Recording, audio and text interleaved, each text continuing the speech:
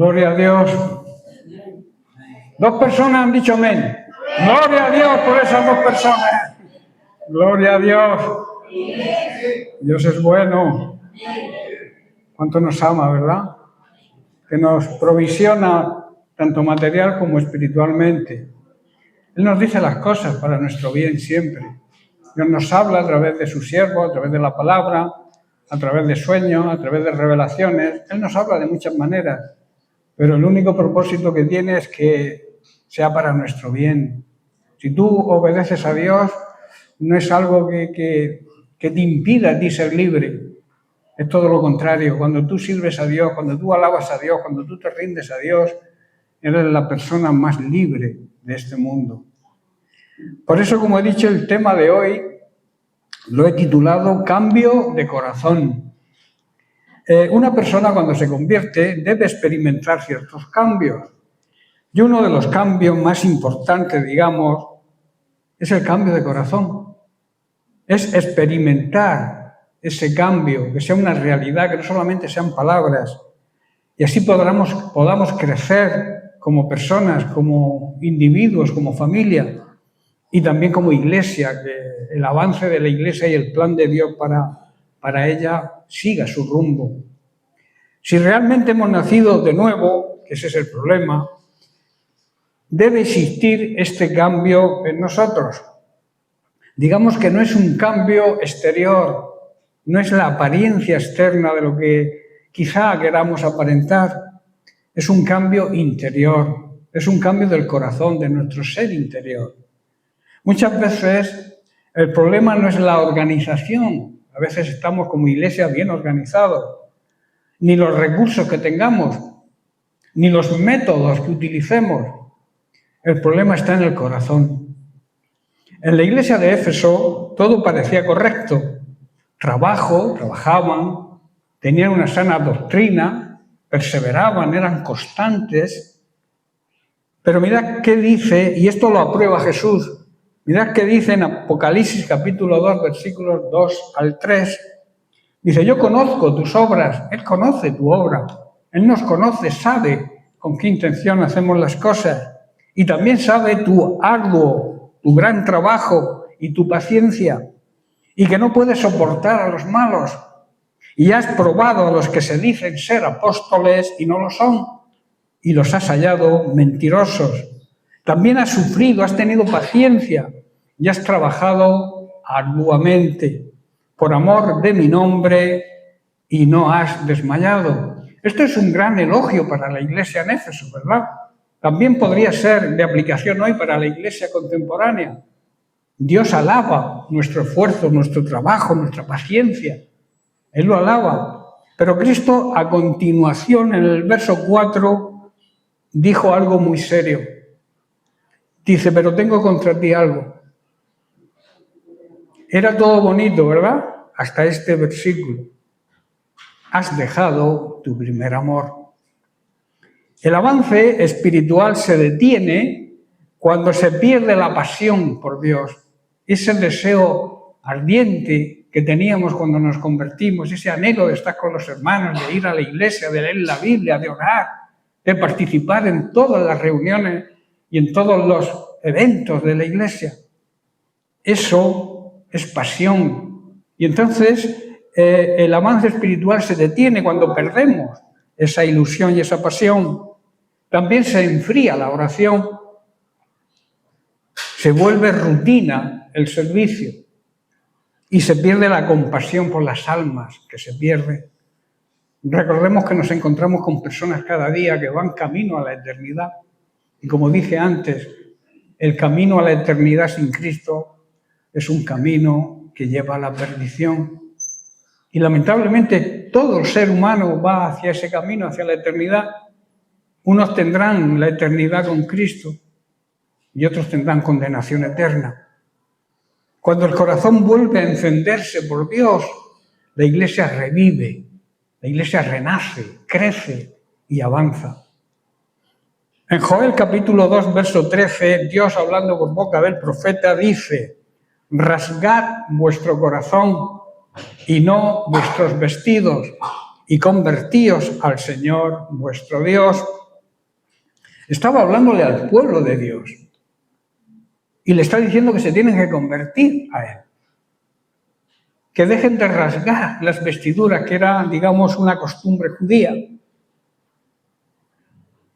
y que se conviertan, rasguen su corazón, que es la verdadera importancia, y se conviertan al Señor.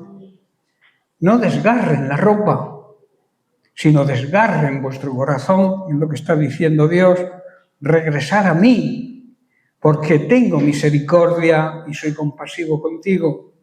Soy lento para la ira, para enojarme, pero soy inmenso en amor y en misericordia. Mi amor y mi misericordia, dice Dios, son inagotables. El acto de rasgar las vestiduras en la Biblia tiene un significado profundo, especialmente en el contexto del Antiguo Testamento. No era un gesto, digamos, superficial en el principio, sino una expresión visible de una realidad que estaba ocurriendo en el interior. Analicemos lo que simbolizaba. Primero era un símbolo de dolor profundo. Rasgar las vestiduras era una manera de manifestar un dolor intenso, una tristeza profunda y un impacto emocional muy fuerte. Hay un ejemplo claro cuando Jacob creyó que su hijo José había muerto. Dice Génesis 37-34 que rasgó sus vestidos. Era una señal de que su corazón estaba destrozado por la muerte de su hijo José. No era un teatro, no era una reacción genuina. Era una reacción genuina, una situación que le dolía en el alma. Y esto ocurre cuando el dolor parece no tener ninguna explicación. El texto completo dice: entonces Jacob rasgó sus vestidos y puso cilicio, otra de las costumbres, sobre sus lomos, y guardó luto por su hijo muchos días. Jacob lloraba porque José creía que su hijo José había muerto. Lo que él veía era una túnica ensangrentada. Lo que Dios veía era el camino que llevaría a José al trono de Egipto. ¿Veis la diferencia de la visión humana y la visión de Dios? Jacob pensaba que todo había terminado, pero Dios apenas había comenzado la obra con José. ¿Cuántas veces sucede lo mismo en nuestra vida, verdad? Nosotros a veces lloramos por puertas que se cierran, que seguramente muchas veces es el mismo Dios quien las cierra, porque no nos conviene, por pérdidas que no entendemos, o quizá por silencios de Dios que nos desconciertan. Sin embargo, hay que tener en cuenta algo muy importante. El Señor nunca pierde el control de la historia, de tu historia y de mi historia. Mientras Jacob rasgaba sus vestiduras y se vestía de cilicio en Canaán, Dios estaba preparando la exaltación de José en Egipto. El dolor de Jacob era real, pero su conclusión estaba equivocada. Él creyó que había perdido a su hijo para siempre, cuando en realidad Dios lo estaba guardando para salvar a toda su familia. Tremendo, ¿verdad? Por eso hay veces que no entendemos las cosas, pero tenemos que entender al Dios que hace que sucedan las cosas. Por eso esto es de aplicación para nosotros hoy. No siempre vamos a comprender lo que Dios está haciendo. No siempre vamos a entender lo que Dios hace. Pero podemos confiar en quién lo está haciendo. Cuando no entendemos sus caminos, recordemos que el Señor sigue escribiendo la historia. Y aquí hay una verdad central. El cuidado de Dios continúa obrando aun cuando nuestras lágrimas nos impidan verlo. Lo que hoy parece una pérdida irreversible puede ser el comienzo de un propósito eterno. La segunda forma o significado de rasgar las vestiduras significaba una expresión de duelo y de calamidad. También se hacía en momentos de muerte, de derrota, de catástrofe. Cuando el pueblo de Dios sufría una desgracia, los líderes muchas veces rasgaban sus vestiduras como señal de identificación con el dolor colectivo. Un ejemplo está en Josué, quien rasgó sus vestiduras tras la derrota de Israel en Jai. Eso lo tenemos en el libro de Jueces, capítulo 7. El verso 6 dice: entonces Josué rompió sus vestidos y se postró en tierra sobre su rostro delante del arca del Señor hasta caer la tarde. Él y los ancianos de Israel y echaron polvo sobre sus cabezas. Josué, ese hombre que había visto caer muy poco antes, los muros de Jericó, ahora estaba postrado en el suelo con el corazón quebrantado. La derrota en Jai había desconcertado al pueblo. Nadie entendía cómo, después de una victoria tan extraordinaria, podían sufrir una derrota tan humillante. Las derrotas espirituales deben llevarnos primero al altar, no a las explicaciones o razonamientos humanos, que a veces donde acudimos cuando tenemos un problema.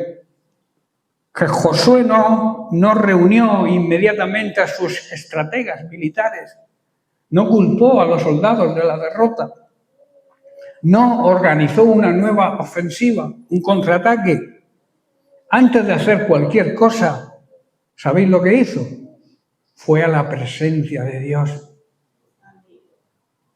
Hay creyentes que cuando llegan los problemas buscan respuestas en todas partes, menos donde deben buscarlas, que es en la presencia de Dios, doblando rodilla, que eso nos cuesta. Quizá consulten opiniones de personas, lean libros, escuchen consejos, pero se olvidan de doblar la rodilla. Josué entendió que una derrota del pueblo de Dios nunca puede interpretarse solamente desde el punto de vista humano. Si Dios había prometido la victoria, algo espiritual estaba ocurriendo y que trajo la derrota. Vemos en Josué un corazón sensible. Romper los vestidos era señal de un profundo dolor. Josué no estaba preocupado por su prestigio como líder. Le dolía que el nombre de Dios pudiera quedar en entredicho delante de sus enemigos. Hoy también necesitamos tener esa sensibilidad. Muchas veces nos acostumbramos al pecado como si no tuviera importancia, a la frialdad espiritual, a la falta de poder en nuestras iglesias, sin que nuestro corazón se quebrante. Nos acostumbramos, nos amoldamos a la situación cuando Dios tiene un propósito grande con su pueblo y con su iglesia. Cuando dejamos de llorar por lo que entristece a Dios, comenzamos a endurecer el corazón. Dice que se postró delante del arca. El arca representaba la presencia de Dios y allí estaba Josué, el rey de Israel, o el líder. El significado que permaneciera allí no fue algo espontáneo, ni poco tiempo. A veces utilizamos la oración de carrerilla sin siquiera sentir lo que oramos y lo que decimos. Dice que permaneció hasta caer la tarde. No fue una oración apresurada, sino que permaneció mucho tiempo escuchando y buscando la respuesta divina a lo que había ocurrido. Las respuestas profundas, escuchad bien, rara vez llegarán a quienes solo dedican unos minutos superficiales a orar o a buscar la presencia de Dios. Ahí jamás va a llegar una respuesta. Y nos quejaremos luego de que Dios no nos responde. Dios honra a quienes perseveran y se mantienen firmes en su presencia. Antes de restaurar la victoria, Dios les revela la causa. Y eso también lo hace hoy en día. Antes de darnos una respuesta, nos va a decir por qué nos ha ocurrido lo que nos ha ocurrido. Josué ignoraba que el problema tenía un nombre, que era Acán. Este hombre no obedeció el mandato que Dios había dado al pueblo. Dios les había ordenado destruir por completo la ciudad de Jericó. Pero Acán se quedó con algunas de las cosas que debía haber destruido. Y por eso trajo la derrota a todo el pueblo de Israel. ¿Qué nos indica esto hoy en día? Que por el pecado de una persona, por el pecado oculto de alguien dentro de la congregación, la iglesia completa puede ser afectada. De ahí el llamado de Dios a la santidad, para protegernos unos a otros, porque mi pecado te perjudica a ti y tu pecado me perjudica a mí. Acán dice que se quedó con algunas de las cosas que debía haber destruido. Si leemos el pasaje veréis que se quedó con oro, con plata, con cosas de mucho valor y las escondió. Y el pueblo no lo sabía, pero el pueblo sufrió las consecuencias. Nosotros muchas veces pedimos que Dios quite las consecuencias, cuando Él primero quiere señalar el problema de las consecuencias.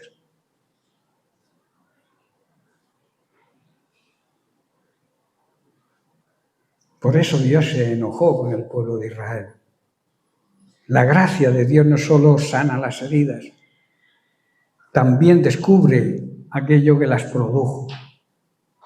Quizá hoy haya alguna derrota en Jais en nuestra vida, una oración sin respuesta, un ministerio que está estancado, que no avanza, una familia en conflicto, un corazón sin gozo, sin paz.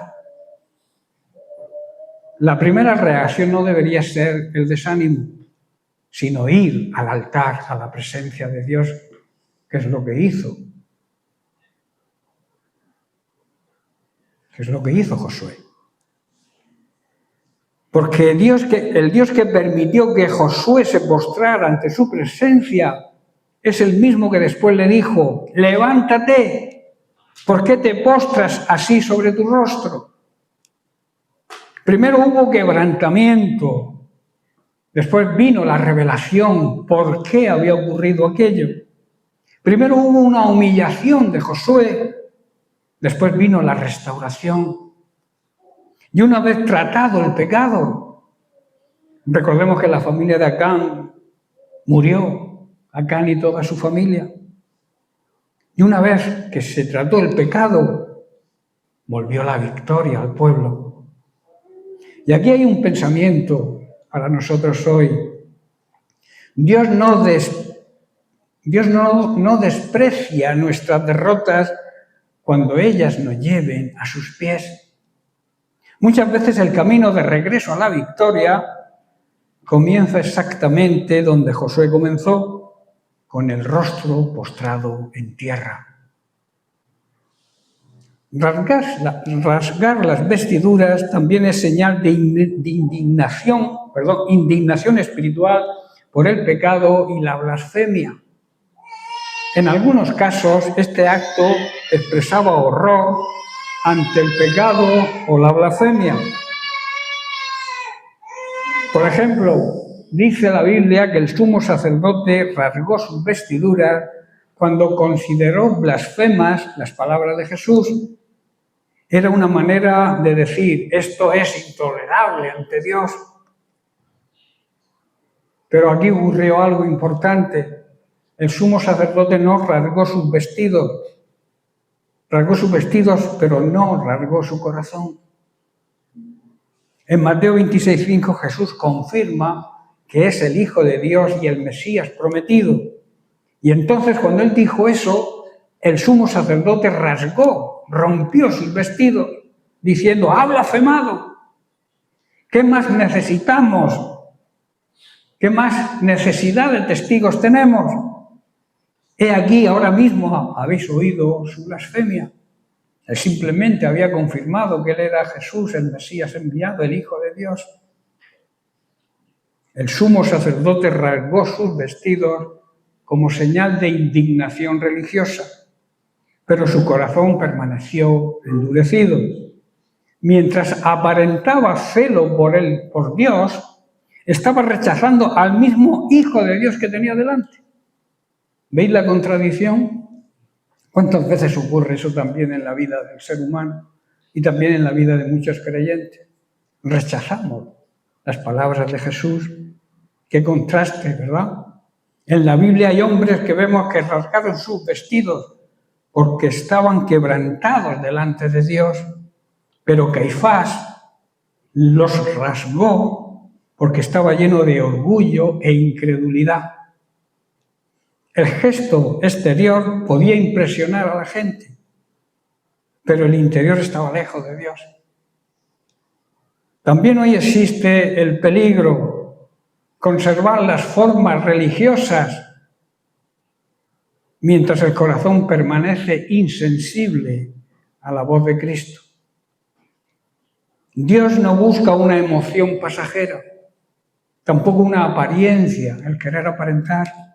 Él busca un corazón humilde y dispuesto a obedecer. Podemos impresionar a las personas con actos externos, pero Dios siempre mira el corazón. Lo importante no es rasgar los vestidos, sino permitir que el Señor quebrante nuestro orgullo y transforme nuestro corazón, nuestro ser interior. La verdadera espiritualidad no consiste en gestos visibles, sino en un corazón que se rinde a Cristo. Es posible defender la religión y al mismo tiempo rechazar al Salvador. También rasgar las vestiduras era una manifestación externa de arrepentimiento. En ciertos momentos, rasgar las vestiduras acompañaba un acto de humillación y de arrepentimiento delante de Dios. Pero aquí aparece un punto clave. Dios empezó a confrontar este gesto cuando se volvió solamente un gesto exterior. Se volvió religión, liturgia, obras muertas. En Joel capítulo 2 leemos los versículos 12 y 13. Por eso pues ahora dice el Señor, convertíos a mí con todo vuestro corazón, con ayuno, lloro y lamento. Rasgad vuestros corazones y no vuestros vestidos, y convertíos al Señor vuestro Dios, porque es misericordioso y clemente. En las Escrituras, en las Sagradas Escrituras, encontramos repetidas veces que hombres y mujeres rasgaron sus vestiduras cuando eran confrontados con una aflicción o con la gravedad de su propio pecado. Aquella acción no era simple un gesto cultural, expresaba que el corazón había sido profundamente conmovido. Era una manifestación visible de una realidad interior. Sin embargo, con el paso del tiempo, aquella práctica corrió el mismo peligro que corren todas las formas religiosas. Permanece en sí el rito, la liturgia, pero desaparece el verdadero significado. Rasgan la ropa sin que el corazón se quebrante delante de Dios. Eso es liturgia, actos externos, pero no un cambio verdadero de corazón. Por eso el Señor habló por medio del profeta Joel con palabras que siguen siendo necesarias hoy para su pueblo, su iglesia. Rasgad vuestro corazón y no vuestros vestidos. Y esto es cuando el arrepentimiento se hace visible. En el Antiguo Testamento, rasgar las vestiduras también era una forma de reconocer públicamente la misma condición, la propia condición pecadora. Es reconocer que soy pecador delante de la congregación. Es como decir, no puedo presentarme delante de Dios como si todo estuviera bien. Hay muchos que viven en pecado, pero dicen, todo va bien, todo marcha bien, todo va bien, Dios me ama, Dios es amor. Y eso es una falacia, eso es una mentira de Satanás. No podemos presentarnos delante de Dios si estamos en pecado como si estuviéramos bien. El rey Josías rasgó sus vestidos cuando escuchó la lectura de la ley y comprendió cuánto se había apartado el pueblo de Dios. Se dio cuenta cuando se leyó las Sagradas Escrituras delante de todo el pueblo, se dio cuenta del gran pecado que estaban cometiendo contra esa palabra, lo mal que estaba, lo apartado que estaba el pueblo de Dios. No intentó justificar el pecado como hoy hacemos, ni quitarle importancia a la situación. La palabra de Dios produjo en él un quebrantamiento profundo. Del mismo modo, Esdras rasgó sus vestidos al conocer el pecado del pueblo. Aquel acto no buscaba llamar la atención, sino expresar el dolor que el pecado producía en su alma. El arrepentimiento verdadero siempre termina manifestándose de alguna manera. Tal vez hoy no rasguemos nuestras vestiduras literalmente, ya no se usa, ya no se hace. Pero un corazón quebrantado se refleja en una vida que reconoce su pecado, lo confiesa, se aparta y busca la restauración. Hay un peligro de la apariencia, de querer aparentar lo que no somos o lo que no hacemos. El problema no era rasgar las vestiduras, el problema era hacerlo sin rasgar el corazón. ¿Cuántas veces se conservan las formas mientras se pierde lo esencial? Es posible llorar y no arrepentirse. Hay personas que lloran cuando los toca Dios, pero siguen en pecado, no se arrepienten. Es posible emocionarse y no convertirse. Es posible hacer una confesión pública sin abandonar el pecado. Es posible aparentar humildad mientras el orgullo sigue gobernando el corazón. Dios nunca se impresiona por las ceremonias vacías o las liturgias. Repito, obras muertas. Dios jamás se va a impresionar por eso. Él mira mucho más profundo.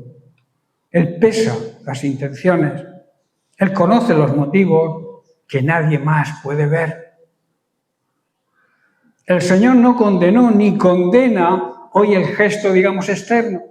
Él no lo condena, sino la hipocresía de quienes confiaban en el símbolo mientras descuidaban la realidad espiritual. ¿Estáis comprendiendo? Por eso el arrepentimiento comienza en el corazón, no en nuestra boca ni en nuestra mente, comienza en el corazón. Cuando Dios dice rasgar vuestro corazón, está llamando a romper aquello que el pecado ha endurecido. Hay corazones endurecidos por el orgullo, otros por la costumbre, por la tradición, otros por el pecado oculto y otros por la indiferencia espiritual. Solo el Espíritu Santo puede quebrantar verdaderamente el corazón humano. Ningún sermón, ninguna emoción pasajera, ninguna experiencia religiosa puede producir el arrepentimiento genuino que Dios nos demanda. Solamente el Espíritu Santo es el que redarguye de pecado. Este arrepentimiento nace cuando la luz de la palabra de Dios descubre quién es Dios y quiénes somos nosotros delante de Dios. Ahí es donde nace el arrepentimiento genuino. Y luego tenemos que hay frutos. Cuando hay un arrepentimiento sincero, tenemos frutos. Cuando el corazón ha sido rasgado delante de Dios, nuestra vida cambia. Ya no se buscan excusas, se busca recibir el perdón de Dios. Ya no se culpa a otros, sino que se reconoce la propia responsabilidad que tenemos ante Dios. Ya no se intenta aparentar santidad, sino vivir realmente en santidad. El arrepentimiento verdadero siempre conduce a una transformación que los demás ven. No es una emoción pasajera, repito, es un cambio de dirección. El pecado deja de ser definitivo. El pecado no nos ata. El pecado no es defendido y comienza a ser aborrecido. Si no aborreces el pecado, tu corazón no ha cambiado. Si tú no aborreces vivir en pecado o pecar, es que realmente no has nacido de nuevo. Quizás seas un simpatizante, quizás te gusten las reuniones evangélicas, pero Dios no busca simpatizantes ni espectadores. Busca personas, creyentes auténticos, genuinos, que le obedezcan, que le alaben y que trabajen en su obra. Como enseñó el apóstol Pablo, la tristeza que es según de Dios produce arrepentimiento para salvación. A veces nos ponemos tristes porque no han descubierto nuestro pecado y eso nos afecta, nos trae tristeza. Pero la verdadera tristeza no se trata simplemente de lamentar las consecuencias del pecado, sino de entristecerse por haber ofendido a Dios, que es santo, 3 veces santo y es amor y misericordia. Esa debe ser la verdadera tristeza que nos conduce a la salvación. Cristo y el corazón quebrantado. La mayor prueba de un arrepentimiento verdadero nos conduce a Cristo. Es que nos conduce a Cristo ese arrepentimiento. El pecador arrepentido no confía en sus lágrimas, ni en sus promesas, ni en sus esfuerzos por mejorar. Corre a la cruz porque entiende que solo allí hay perdón y que necesita un cambio, no una mejora, un cambio, una restauración total. Las vestiduras pueden rasgarse una vez, pero se vuelven a coser. Pero un corazón quebrantado por Dios jamás volverá a ser el mismo. El Señor sigue recibiendo a aquel que viene a Él con humildad. David declaró que Dios no desprecia el corazón contrito y humillado después de su pecado. Donde hay confesión sincera, hay gracia en abundancia. Donde hay verdadero arrepentimiento, hay restauración, porque Dios así lo promete. Vivimos en una generación que cuida mucho las apariencias. Es fácil mostrar una imagen espiritualmente buena mientras el corazón permanece lejos de Dios. Y quiere decir, tú me puedes engañar a mí o a tus hermanos o a tu familia. Es fácil disimular eso, pero ante Dios es imposible. El Señor sigue llamando a su pueblo hoy con las mismas palabras que habló por boca del profeta Joel. Rasgad vuestro corazón y no vuestros vestidos. Nuestra vida no se debe conformar con gestos religiosos ni por emociones que pasan.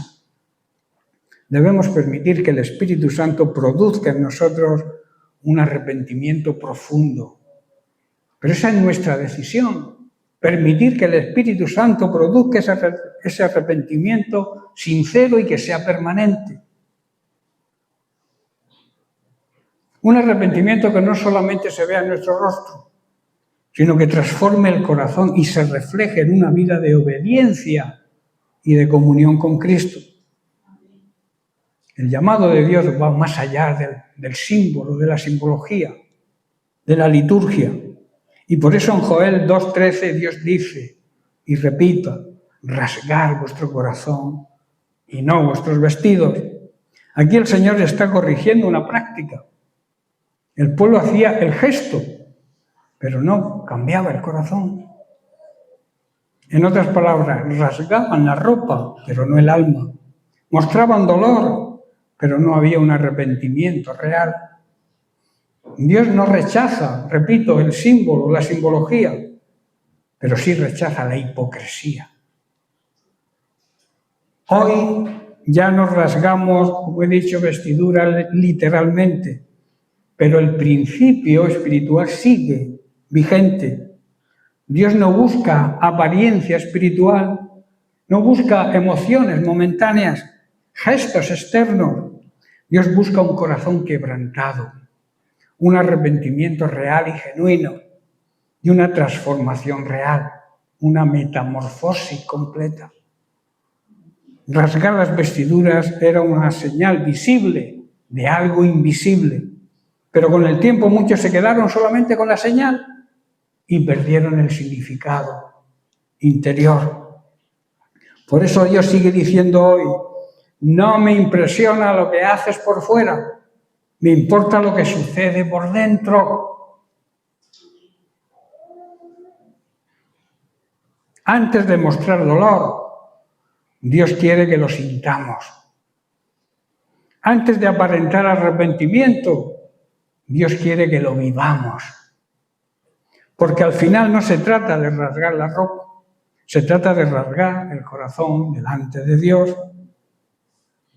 Y hay algo que preocupa profundamente cuando miramos la iglesia contemporánea, la iglesia de hoy. ¿Hay actividad? Sí. ¿Hay movimientos? Sí. ¿Hay programas? Sí. Pero muchas veces falta lo esencial, un corazón verdaderamente transformado. El problema nunca ha sido la falta de formas, sino la ausencia del fondo. Nunca ha sido la escasez de palabras, sino la falta de vivir en ellas, de vivir la palabra de Dios, de hacer la carne en nuestra vida. Dios, a través del profeta Joel, no nos pide un cambio externo, sino un cambio interior, un cambio de corazón. El peligro de una apariencia sin transformación.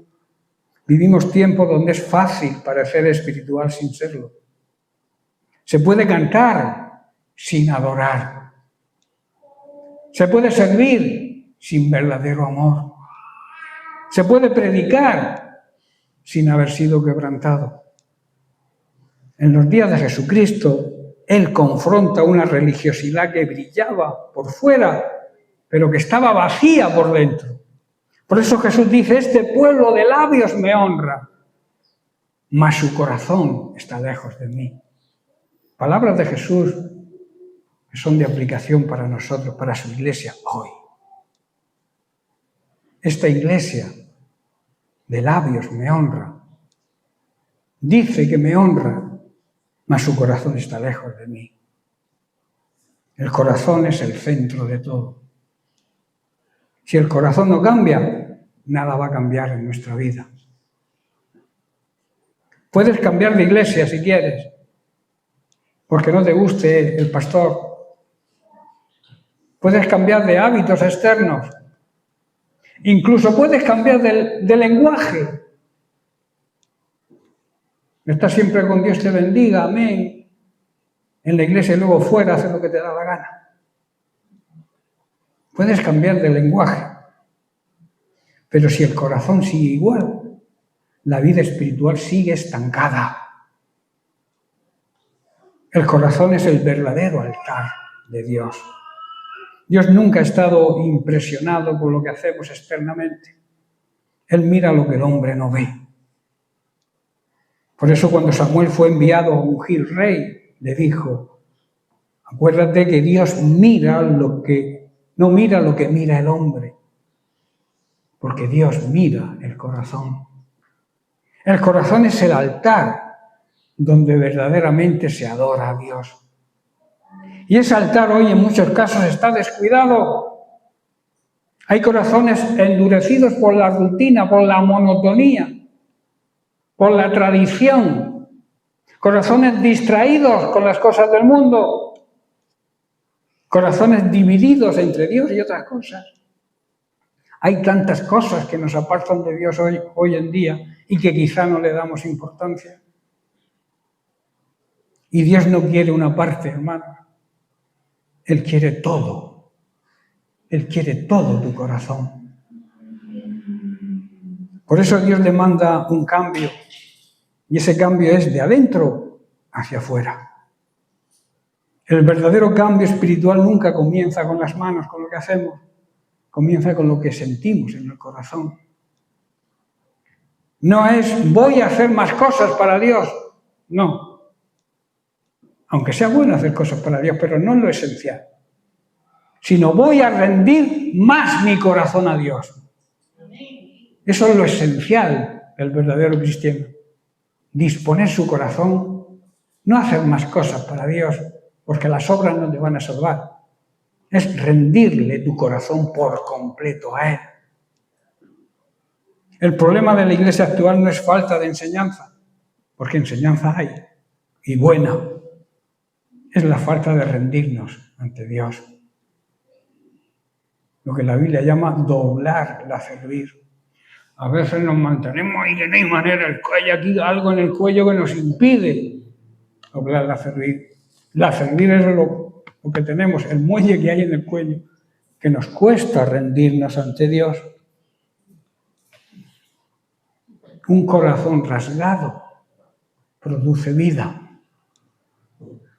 Rasgad vuestro corazón habla de quebrantamiento. Dios no desprecia un corazón quebrantado. Al contrario, ahí es donde Dios comienza a obrar de verdad. Un corazón quebrantado reconoce siempre su condición. Deja de justificarse. Se vuelve sensible a la voz de Dios. Ayer escuchamos sobre la voz de Dios, oír a Dios, la importancia que es oír a Dios, prestar atención a lo que Dios dice.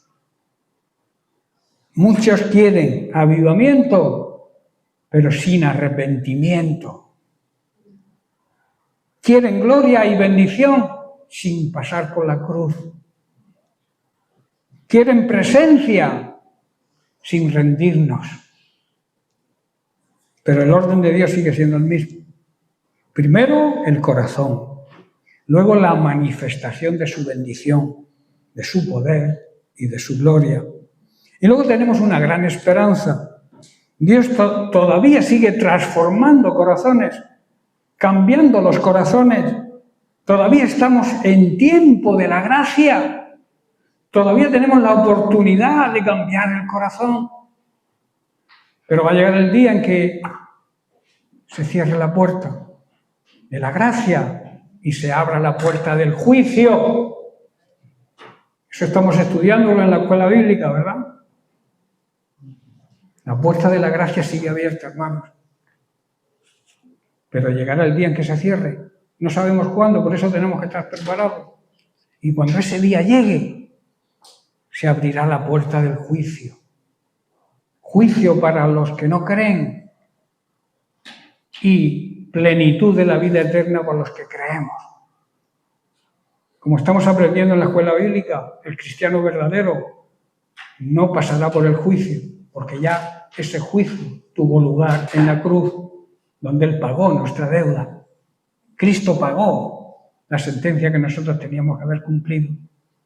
Por eso si nos mantenemos firmes, si somos verdaderos, genuinos creyentes, y hago énfasis en verdaderos creyentes, porque no todo aquel que dice que cree es un verdadero creyente, sino el que obedece, honra y respeta a Dios.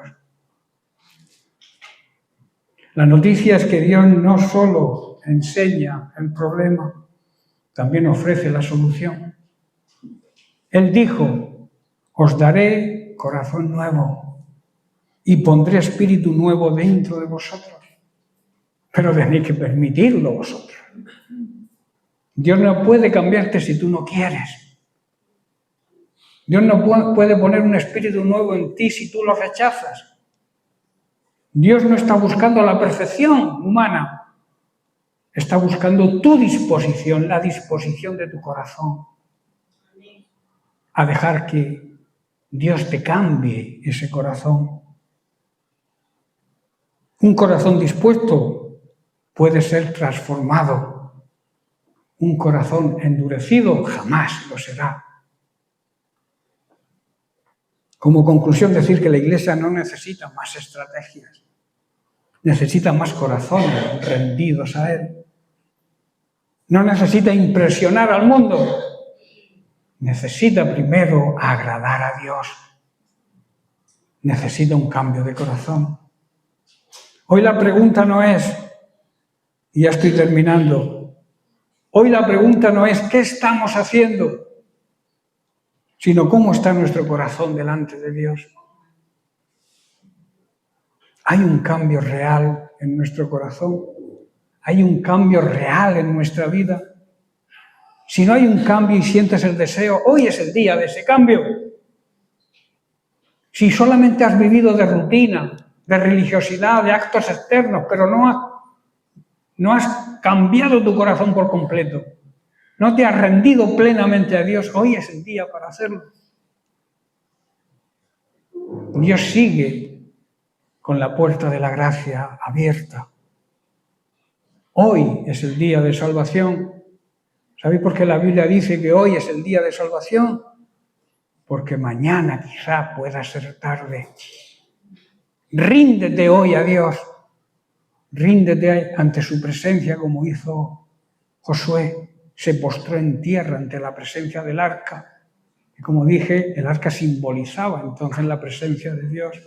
Hoy la presencia de Dios está en cada lugar, en cada corazón cambiado, cada corazón quebrantado.